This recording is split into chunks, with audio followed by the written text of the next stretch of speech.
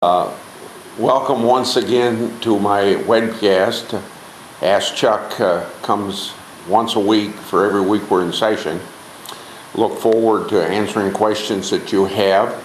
I take questions by email, Facebook, or Twitter, and we'll have a couple questions in just a minute.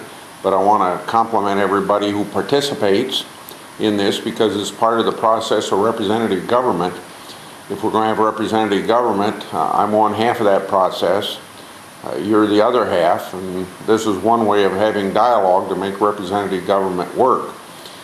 Take a couple questions. Those of you who don't get your questions answered, I hope that you will accept our answer in writing later on. Our first question comes from New Hampton email by Lloyd and Jerry.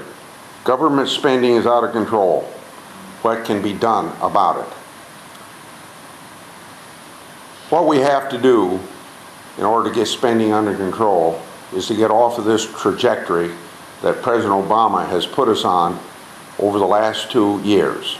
That trajectory is to increase the national debt as a percent of gross national product from the 50-year average of 35% to about 90%.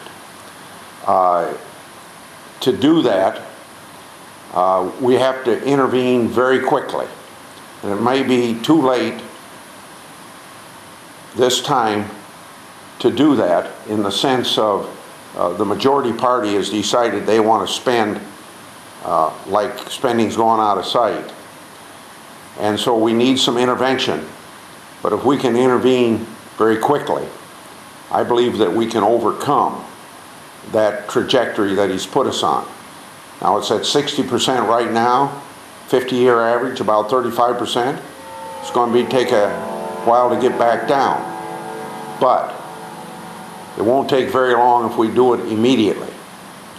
And then I think for the future, since about 18% of the gross national product comes to the federal government in taxes, leaving 82% in the pockets of the people to spend and save or spend or save, then that 18% has been pretty consistent over 50 years.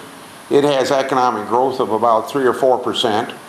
We need to adopt the principle of not spending any more than the economic growth of the tax base supporting government. And the fact of the matter is you get in these holes because Congress has exceeded that 3 or 4% too many times.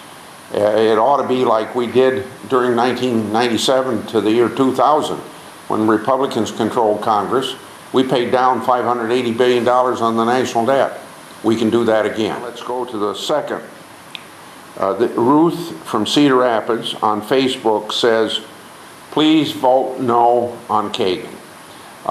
In about half hour, I will be casting my first no vote on Kagan before the Judiciary Committee, and then about 2 weeks from now, I assume that I'll be doing the same thing on the floor of the United States Senate. I usually end by giving you an update to what's going on in the entire Senate, meaning on the Senate floor.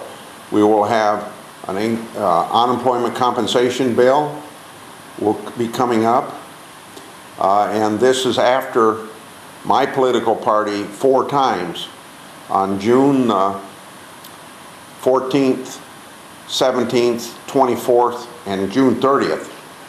We offered unemployment compensation continuation that was paid for, unlike what the majority party wants to do is have more deficit spending. We were denied the opportunity of bringing up a bill that was paid for. We think that we ought to extend unemployment compensation, but we also think it ought to be paid for. So we're going to have a vote on that.